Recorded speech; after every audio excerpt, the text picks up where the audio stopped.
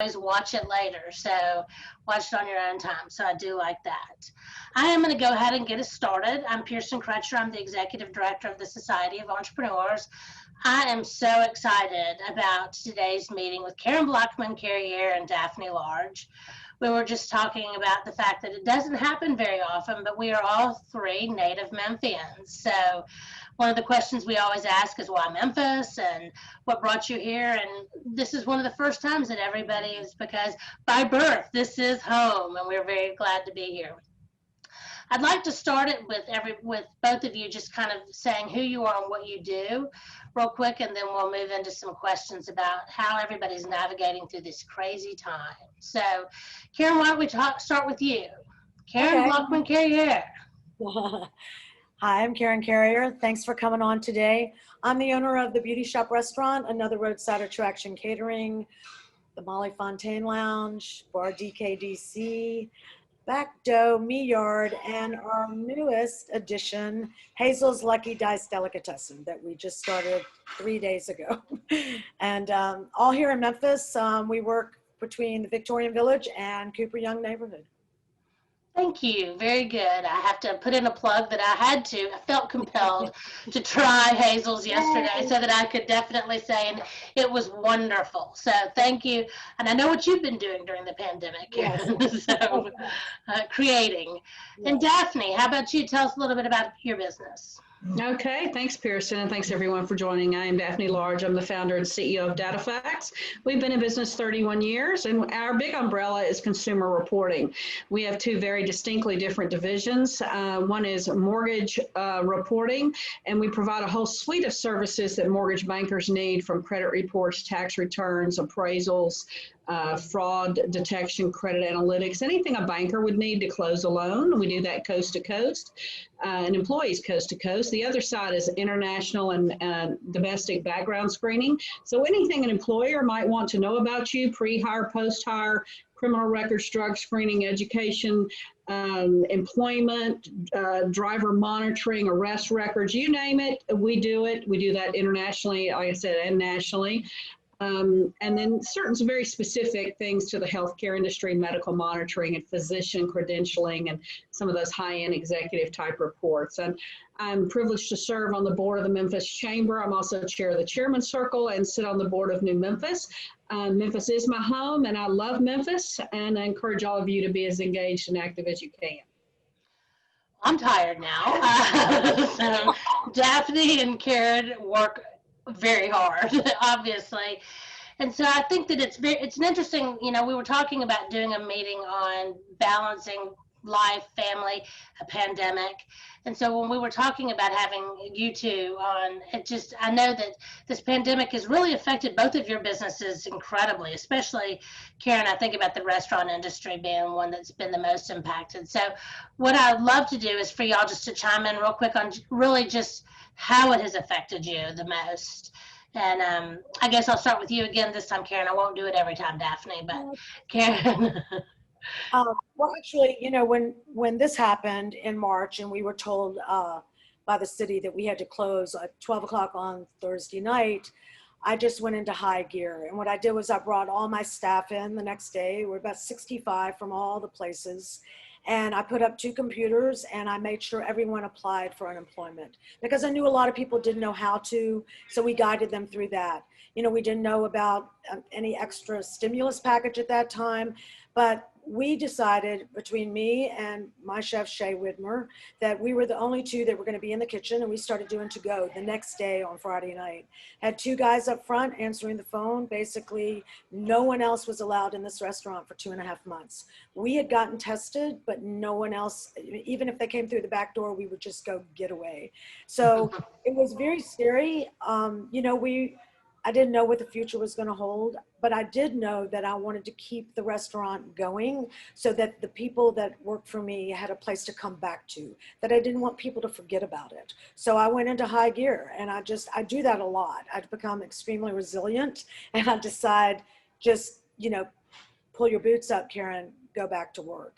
And so for almost 2.5 months, we cooked every night and Sunday day, and no one else was cooking. And, you know, I just wanted to save the business. I didn't know what else to do. I had to close Mollie Fontaine, which is still closed today because it's basically a bar. I had to close my music club, Bar DKDC. Another Roadside Attraction was being sustained only by really the Ronald McDonald House, which they couldn't have volunteers cook anymore, so we were bringing in the food. And even to this day, they have sustained my catering business. Between them and next year, that's sort of how we've gotten through it. But there were nights when I wasn't sure what was going to come or if I was going to have any business to come back to for my staff. But I'll tell you, we decided to open. I know the restaurants opened May 4th, but we decided we weren't ready, and I didn't think the city was ready. And so we opened on June 7th. And we have created this compound here at the beauty shop where we have DKDC to the left of us, or Back Dough behind us, the beauty shop. And what we did was we incorporated all of it to be the beauty shop menu. And that is the way we reopened. Because of the social distancing, we've been able to actually, it's been okay. I've lost your... No, I was muted. Sorry, I muted myself.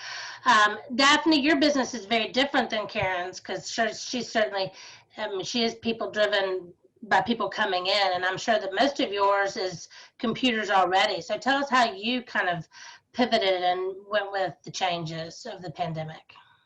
Yes, Pearson. And first of all, thank you, Karen. You do what great entrepreneurs do. You roll up your sleeves, you get in the trenches, and you know when the going gets tough, the tough get going. So I really admire you for that. Our business is very different. However, you can imagine first of all, interest rates are at near zero. So our lending side of the house, our lending solutions side has been busier and just crazy busy. To counterbalance that, our background screening side, as you can imagine, many employers had massive layoffs, furloughs, and completely halted their hiring. So our background screening division suffered about a 40% loss for many months. We're now running about 20 to 25% deficit in that revenue, but we are seeing businesses come back. And of course, all through this, we've been trying to get new business, which has been a little slow because people have laid off a good many of their HR staff. But we too have pivoted. We did have to take some actions, and we started talking about COVID at the end of February. So we were gearing up DataFacts on the front end, and we had to make those tough decisions. And business owners have to make those decisions. And I believe we have to act swiftly, and we did. And we have about 130 employee, actually W-2 employee base, about 1,000 contractors. They weren't affected by our actions, but we did have to furlough 9 people. Everybody in our company took a 10% pay cut. Some took a 15 if you were making a certain level. All of that has been restored. But we believed in a all for one for all mentality. Even though lending was soaring and background was tanking, our employees, by and large, you know, we wanted to lock arms and take an all for one and one for all approach and not just put the burden on the background screening division, because we wanted to be prepared when the business became roaring back. But we knew that philosophy wouldn't sustain forever, because our lending solutions folks would be kind of like, well, what the heck? We're over here carrying the mothership. We don't want to sustain these cuts too long. And we were very sensitive to that. And we're actually hiring again. We've been hiring, we've been adding, we've brought back furloughs, you know, so we're back on the upswing on the background, and it's going to be our best year ever, actually, the way things are running from our July financials forward. So we're very excited about that. We're very cautious, though, about moving into the fall. I watch closely the economic predictors and indicators and the great minds, and try to find the truth in that and just keep being prepared. You know, we're still running very cautiously in spending. Well, you know, that's interesting you say that, because for us, you know, when the PPP came, and basically when we got the PPP and it dropped into the bank at the 1st of May, I wasn't ready to open. They told us we had 8 weeks to get a forgivable PPP, which is the payroll protection. And I'm like, well, I'm not even going to open. I was scared to take this money. And my accountant was like, just put the money into the account, Karen, and you have 6 months to defer it back. And then they, of course, changed all the rules, and it became a 24-week, and it became, so much longer so when we opened June 7th, we told everybody we would pay them what they were making with the stimulus if they would come back till the end of July, which is when the stimulus was going to be over, because we got the PPP. So they all got tested. They all came back. We were paying them exactly what they were making on unemployment, which was almost $800 a week up until the end of July. And then basically everybody except for my lunch staff, had a really, they were fine. Their hours were great. We were open Monday through Saturday night and Saturday and Sunday day. And the reason I opened, and it was great because that PPP did sustain us all the way through till the end of July. And we had a little bit left over because when they stopped the bars and all, you couldn't serve at a bar, you couldn't eat at a bar, you couldn't stand at a bar, which was about 3 or 4 weeks ago. Well, what happened to the bartenders? They lost all revenue. So they have no income. So the rest of that PPP, we actually used to give back to make sure the bartenders had sustainable living. And it's just been this crazy up and down. It's hard to even explain, but it's, thank God for the PPP. It really has helped us a lot. But now we open the deli. The reason we opened the deli, I've always wanted to open this Jewish deli. That's my background. Was born in an Orthodox Jewish home. And it's named after my mom, who's 91. She's still alive and driving, and so excited that I named something after her. But I did it, a lot of the reason I did it, so my lunch staff that I didn't open Monday through Friday for lunch at the beauty shop, because I felt everybody was still at home, still working from home, and that I didn't want to have a whole crew in here and not many people coming in. So I decided this is a way to give them a sustainable living. So, because the PPP is basically over. And us, giving them that extra money is done. So that's why we open Hazel's Lucky Dice Deli. So in all actuality, it's really helping my staff, to have their income and to be able to afford their lives. And that's very important to me. That's one thing that I know both of you have talked about in the past with me, is that your employees are your family. Absolutely. And I know that that's how you feel. How have y'all been? I know you've both talked about paychecks, which is obviously very, very important. But how have you really supported them through this process? I mean, it's a scary time. Have y'all done anything to kind of take care of them emotionally also? Daphne? We continue to remind our employees about our employee assistance program that we have, and we actually have had people take advantage of that during this time. It's very stressful. We've done fun things like we'll break in the middle of the day and play bingo. Everybody gets on Zoom, not everybody joins, but we give out prizes. It only takes 15, 20 minutes. Big fun, the competitive group, even though bingo is really luck, right? That's fun. We're having many more just one-on-one consultations and just continuing to check in because, we have big office in Memphis. We got about 13,000 square feet in Memphis. About 10,000 up in Hartford area, Holyoke, Massachusetts, Little Rock, and everybody went to their homes. And so we're this family of people that are used to being together, and now these people that have never worked out of their home are in their homes and they're isolated. So we want to see each other on Zoom. We've done many more Zoom meetings just to keep that eye connection and just touching in. We've done little giveaways. We've sent surprises in the mail. We've had everybody's back in the office now that wants to be back. If you're 55 or older, you can stay home. And if you have any of the CDC Connect things, you can stay home. I'm working at home, which I don't like, by the way. I want to be with the folks. But we just tried to up that engagement. And play games and host things after hours. Just anything you can think of to keep people going. We have a company Facebook private page where we post all our dogs and all that. So anyway, it's just anything you can do to keep your culture intact. Well, for us, that day when we were told about closing at 12 o'clock on that Thursday, that night I started a GoFundMe employee relief fund, and we raised over $26,000. So I waited till the $20,000 got into the account, and then I started calling everybody, and they came to the front door, and I started giving away large sums of money, and we gave it all away. And that got them through till that stimulus kicked in. And who knew there would be that stimulus? But, you know, I had to do something because I knew we couldn't bring anybody back in here when we were doing only to go. But I'll tell you, that GoFundMe Employee Relief Fund, the amount of people that gave was it actually makes my heart smile every day thinking about that. And my thing is, as soon as we can all get back together, I'm giving a huge party out back, a big blowout with free food, free drink, everything for everybody who gave. I can't do it until they tell me I can have more than 50 people at a gathering. And we also don't want to. We want to keep social distancing right now, but that's what we're planning on doing. One thing that, you know, we don't know what is down. I mean, who would have ever thought? You know, I think about a person saying that whether they would have thought that there'd be King Kong on the Empire State Building, or a pandemic, and they were like, my odds are on King Kong.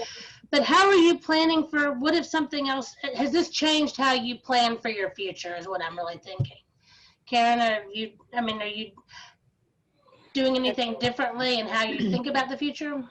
Well, basically, you know, right now, I think that I'm hoping that the future is going to be, in my mind, 2020 is almost over.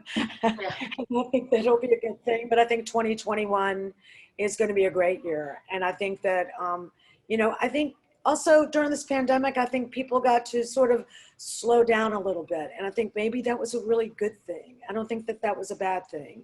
And I think, you know, people are very cautious right now of coming inside of restaurants, though once we opened, I'll be very honest with you, we've been very lucky, and really, I can't knock on wood enough. We have been very lucky. We're trying very hard to do everything we're supposed to be doing, as far as, you know, wearing our mask and putting everything in wax bags, as far as silverware and just everything we need to do to make people feel comfortable and to make our staff feel comfortable. We're getting tested every few weeks. That's extremely important for us. As far as the future, you know, in my mind, I just have to do it day by day, really. I can't. In the restaurant world, it can change on a dime. You never know. You just have to keep everything being consistent. They come in on a Monday night, they come back on a Friday night, it should be exactly the same. The food quality should be the same. The staff should be as happy as they were the first time these people came in. As far as preparing for the future, I wasn't prepared for this, but I just dealt with it. And I think that's sort of how I sort of shoot from the hip. Really, I'm a painter. I was an art student before I ever got into food. And when you're an artist, you sort of just do it as it comes. And that's all I can do. I'm sure in Daphne's situation, it's different because it's more financial and it makes more sense that they have to prepare for the future. But I think in the restaurant world, you know, sometimes you just have to change and be resilient to that change. Yeah. So I'll jump in, and this is my new favorite word. You see this word right here? Cash. So it's really true that cash is king, and there were a lot of conversations around in the beginning that most businesses don't keep enough cash on hand. Period. And DataFacts has always been a conservative company, but and a lifestyle company, if you will. And there's no incentive for most businesses to keep huge amounts of cash reserves on hand because you're paying taxes on it. But cash is king. And so I can tell you that most business, and I know a lot of business owners, big, small, medium, huge, cash is much more important. They're stashing cash, being prepared for maybe the next wave or what comes with the flu season. We don't know about a vaccine. And even after we get a vaccine, there could be another pandemic. In fact, most are predicting one. So cash has become much more important. We've also tightened our spending. We are scrutinizing every dime. And through this pandemic, as you can imagine, our customers are having trouble paying their bills too.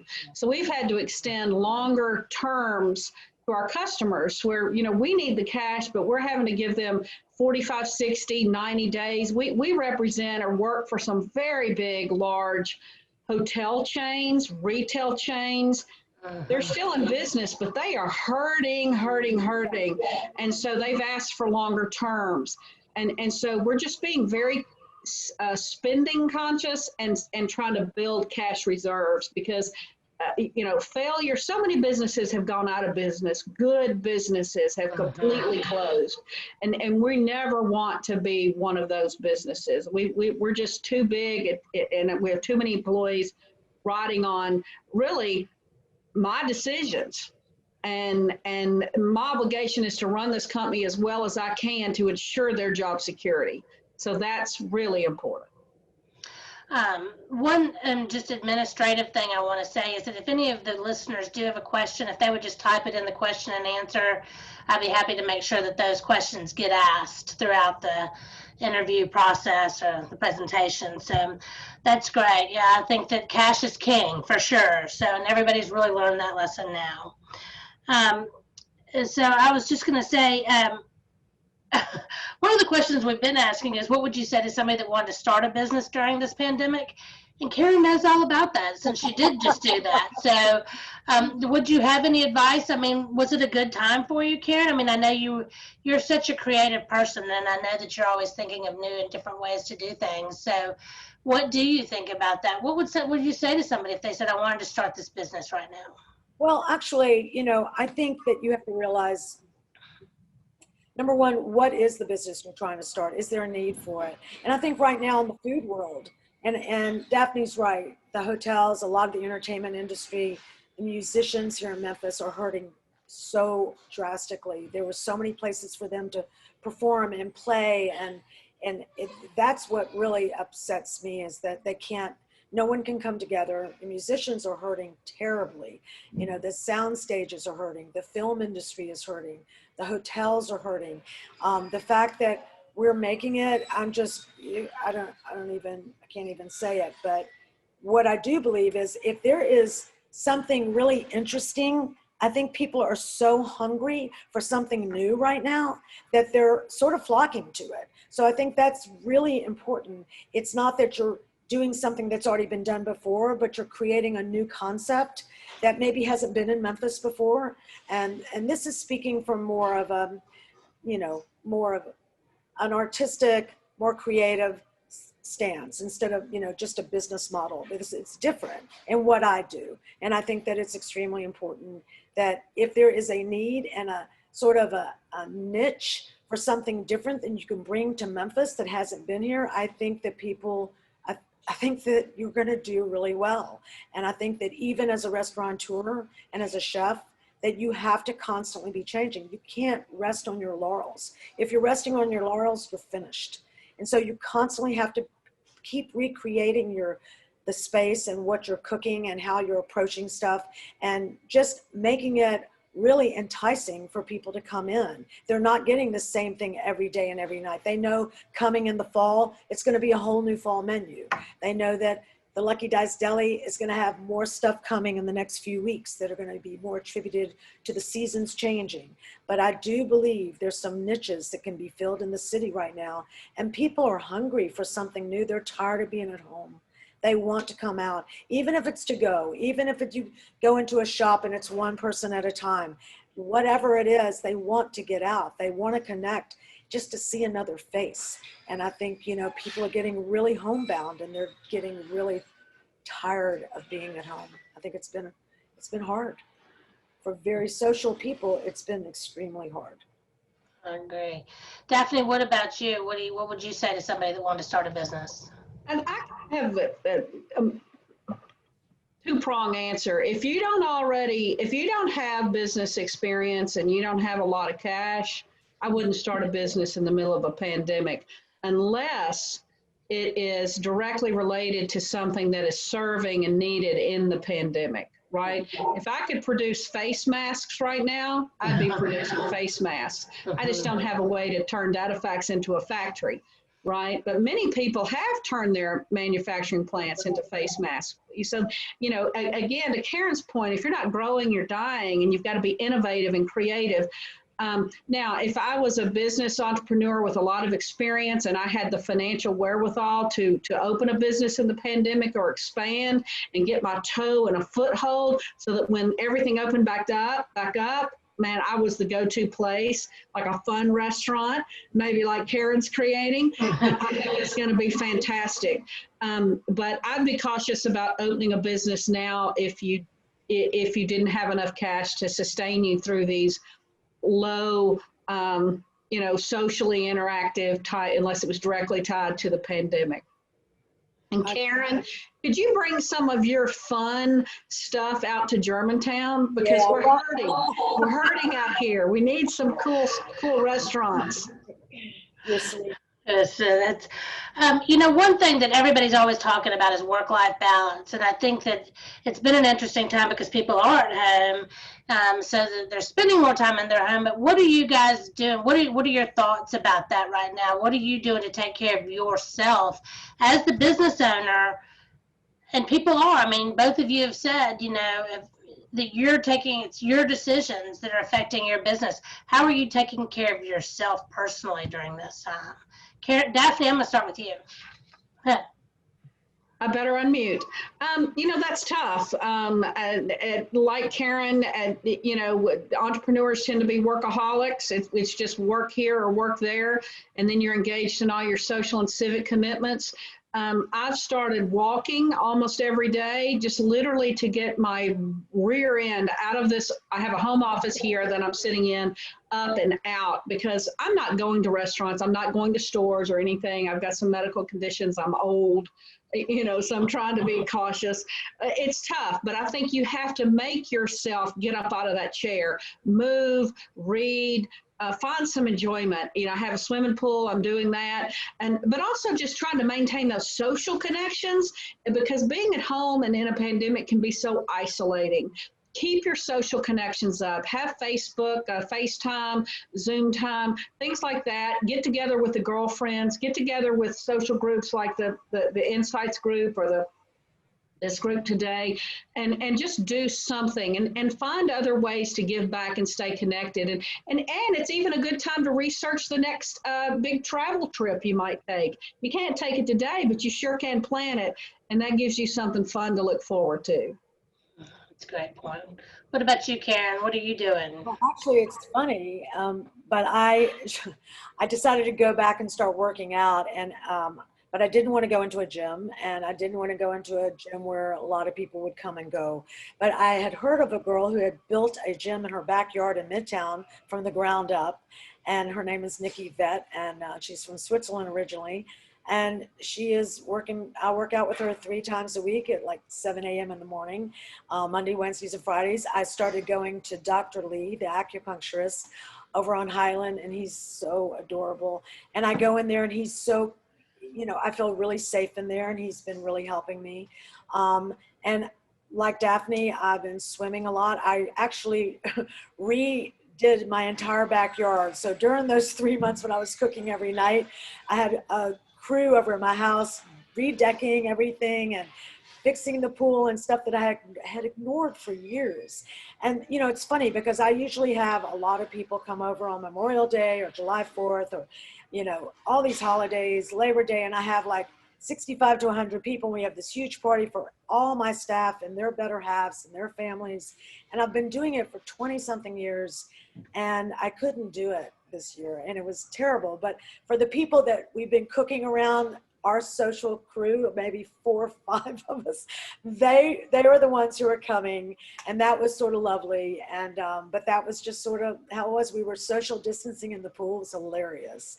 But we had our margaritas, and we were really happy, and we had some fun. And you do have to have some fun. I mean, it's really, you go home every night, and it's just my kids, I can't travel to see them. That's been really tough on me. I have one in Sonoma in the mass of the fires and one in Brooklyn, and I'm not going to fly. I refuse to fly. So I felt like that was a good time to take the money that I would use to go to Jamaica or New York or New Orleans or Sonoma and redo my backyard so I could at least have a place to sort of chill out.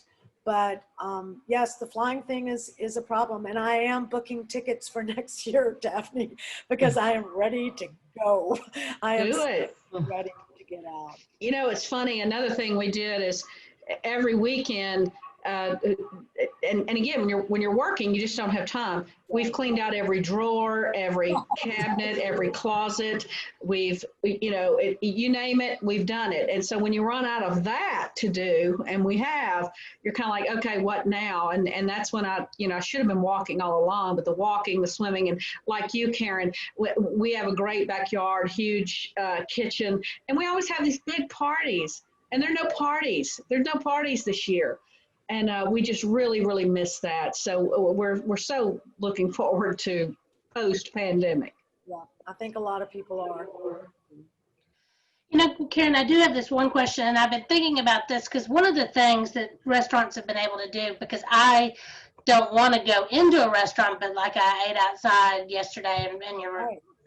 outside, but what are restaurants going to do for the winter? I know you've got can you tell a little bit about your backyard project at the restaurant? Yeah, so it's interesting. When I opened Back Dough Me Yard, which me yard in Jamaica means my yard, and back dough means back door in Memphis. Come meet me my back dough. And I opened last October. Well, I was showing movies back there, and then it started to get rain a lot, and I had a rotisserie back there. Well, we lasted like 2 or 3 days, and I said, this is ridiculous. The weather got really bad at the 1st of November. But before that, in the middle of October, I decided to buy these geodesic domes that I had seen on the rooftop in Manhattan, on rooftops in London. This friend of mine had told me about them, and they're on all these rooftops in New York City. And so I called the company, and they shipped it to me in this little box. We put it together, and they're these huge geodesic domes. They're 12.5 feet wide by 7.5 feet tall. And we actually put them onto the deck out back where Back Dough is behind the beauty shop. And I put little heaters in them and thought this will be great for the winter. But then everything else was uncovered, so we sort of had to close. And I was like, well, that's fine. We'll just open again in March. But then the pandemic came. And I was like, all right, we're going to put air conditioners in these things and actually use them for the pandemic. So many people thought I bought them for this pandemic, but I had bought them last October. So they have come in so handy. People love them. And the thing is I could fit by law in the state of Tennessee, a 2-top on one side, a 2-top on another, but I won't do that. So they're being booked 2 or 3 weeks in advance. But if it's just 2 people, that's all that's in there. And, but we can only sit 6 people at a time. So, but people are having their birthdays in there. It's really lovely. It's been wonderful. People have really enjoyed them. And because they're air conditioned, they're like greenhouses. We have to turn on the air conditioners and put up the big umbrellas at like 10 in the morning because they're like a hothouse greenhouse. If you forget to turn them on, they won't cool. It'll take 4 hours for them to cool.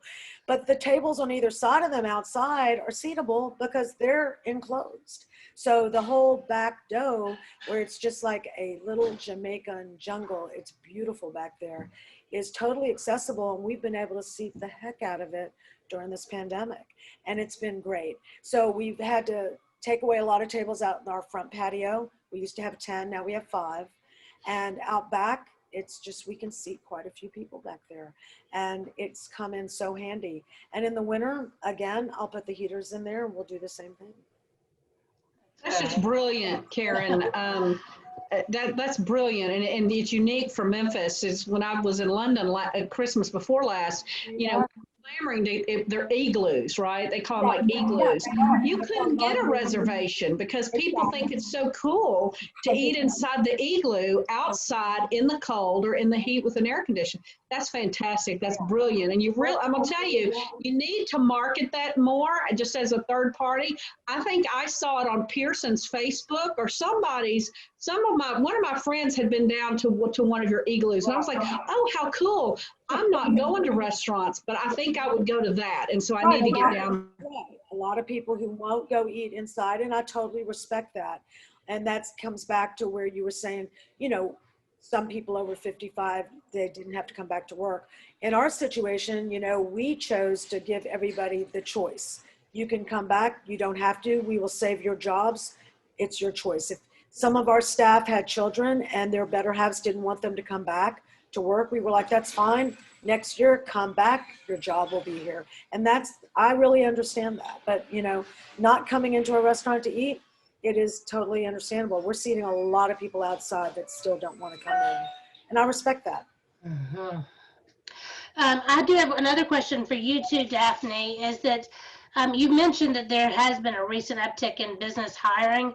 Are you seeing any sectors, what business sectors are really seeing an uptick in hiring? Some of our biggest customers that are coming back, healthcare has been fairly steady. Certain parts of healthcare did take a dip, but by and large, healthcare, as you can imagine, has stayed steady and is rising. Logistics, transportation has been heavy. We, of course, have seen the dips in the retail, the restaurants, hotels, attractions. Some of our one of our companies is essentially a staffing company on a global scale. They're out of India and New York. They have gone crazy with staffing. And I think because companies don't want to really W-2 these people, they might not want to bring them on their payroll, but they know they need help. So they're using some of these staffing companies. And so that is a big uptick. Some of your call centers, we represent some big call center type companies, and they're upticking. But by and large, the ones that are still really flat are the hotels, restaurants, attractions, and retail. But everybody else seems to be on the move. What would y'all say if you had to say, because you hear all the negatives about the pandemic. Is there anything that you could say that's been the most positive outcome for you from this situation? Either one. I think for me, it's, and I think I've said it, but I think that you have to be ready to be resilient no matter what happens and what comes your way. I mean, literally, when that earthquake is going to hit Memphis, and it's going to hit, we're going to have to be resilient. We're going to have to figure it out. And I think if you have never experienced a hurricane or been in New Orleans during situations like that, or for me in Jamaica during Gilbert, there are places that I was during certain things. You have to learn how to think on your feet and think really quickly and figure out how to rearrange stuff. I mean, I think it's a learning curve. And I also think it also has helped me learn how to maybe, I know on one hand, not slow down, but on the other hand, slow down to be able to breathe, to try to figure this all out, and I'm going and I'm constantly working. I don't think I've actually stopped working, since the middle of March, and that's okay. And Daphne's right. Entrepreneurs do tend to be workaholics. My father was, I was brought up like that, and I love it. And I think that if you don't love what you're doing, you shouldn't be in the business, because in the restaurant world, it's a business of people, and you have to really love being around these people, because otherwise, if it's just a means to an end and a means to a financial end, you should get out, because that's not what it's all about. If it was a means to a financial end, I would have stayed in New York City. I mean, seriously, because there's how many 10 million people that would be walking into the restaurant. But seriously, I just think that you have to be resilient, and it's taught me a lot, and also to be a lot more empathetic for what is happening around me. You're on mute, Daphne. I would say that in every crisis, it brings opportunities, right? And the opportunity for us has been, out of necessity, is to really examine how well your business is run. Because the bigger you get, the more money you make. Sometimes you're spending money where you probably don't need to be. And it's just kind of turned into a runaway train. And I think it has given us an opportunity to retrench, for me to work on the business instead of in the business so much, which is always a challenge for entrepreneurs. Rebuild, revitalize, think of new products and services for clients, and even get closer to those clients and strengthen our retention there, and try to help those clients through this pandemic themselves. But really just kind of an opportunity to step back and work on our processes, improve our efficiencies, improve our cash flows, and we're going to be a better business coming out of this, no doubt. And so, again, the opportunity is given, the crisis has given us an opportunity to do that we might not otherwise have had. I And that's a very good advice. You've certainly taken a lot of opportunity to study how things are done, and I really like that.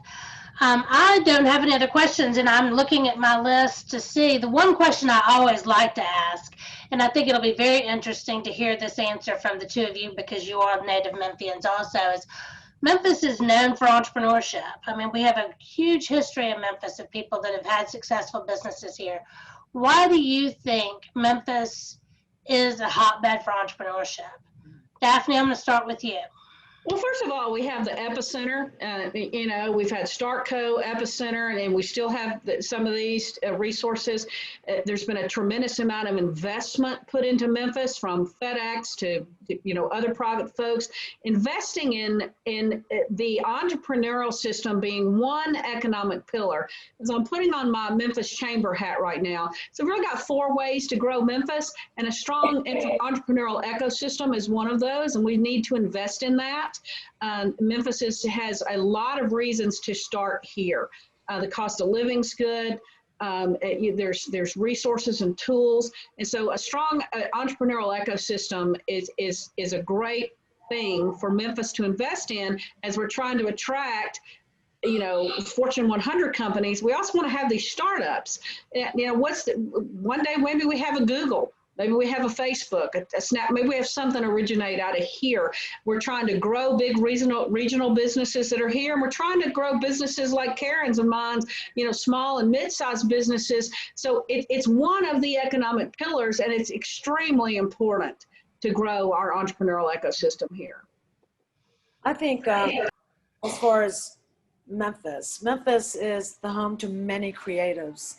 And I do believe that what I'm seeing happening right now, which is fantastic, is so many people are leaving the big cities, but they're moving here. They're moving to Nashville. Nashville's gotten so expensive, they're really, really coming to Memphis, and they're realizing the cost of living is so much better, and they can have so much more room, and there's so many musicians and so many creative artists that live here, and they can really get their art done, and they don't have to pay all this money for these spaces. And that's one thing, but also Memphis is a funky river town, and it's always been this place right on that Mississippi where the blues were born, where rock and roll was born. If you think about it, there's so many great writers here.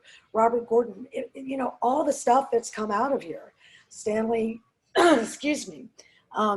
So my thing is, I think a lot of people don't know about the actual people that have come out of Memphis. Robert Palmer, the writer for the New York Times, and they always come home. They might leave, but they always come back. It's something about being from the South, right? You leave for a while, but something in your blood and your DNA that brings you back home.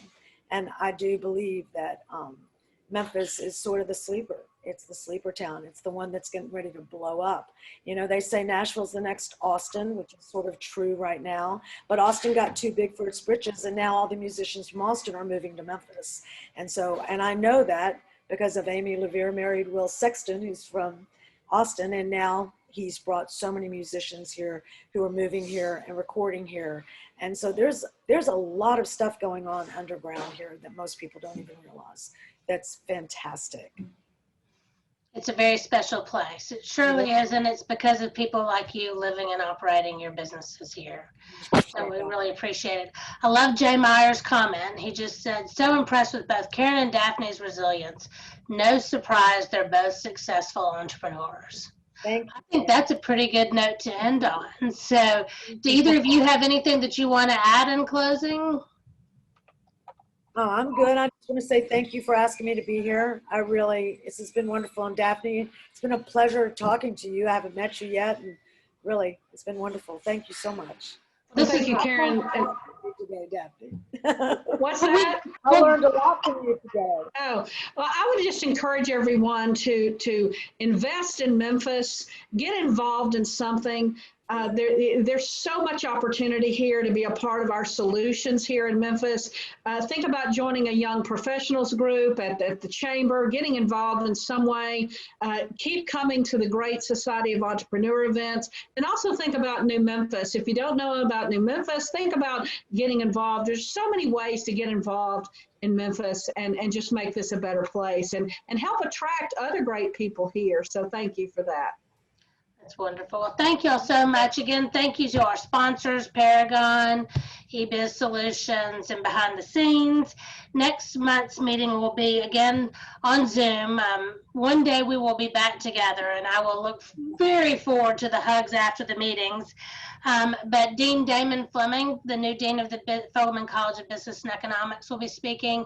And one of the things he wants to talk about is having the internships and things that they would like to have available for businesses. So I think it'll be a great meeting. And you guys were great. We really appreciate it. And I'll just say another plug. Lunch was great yesterday, Karen, and I hope that it continues to be a great success. And Daphne, as always, I love talking to you. So thank you all for sharing. Thank you for the invitation. Thank you so much. Y'all have a great week. You too. Bye-bye, everybody.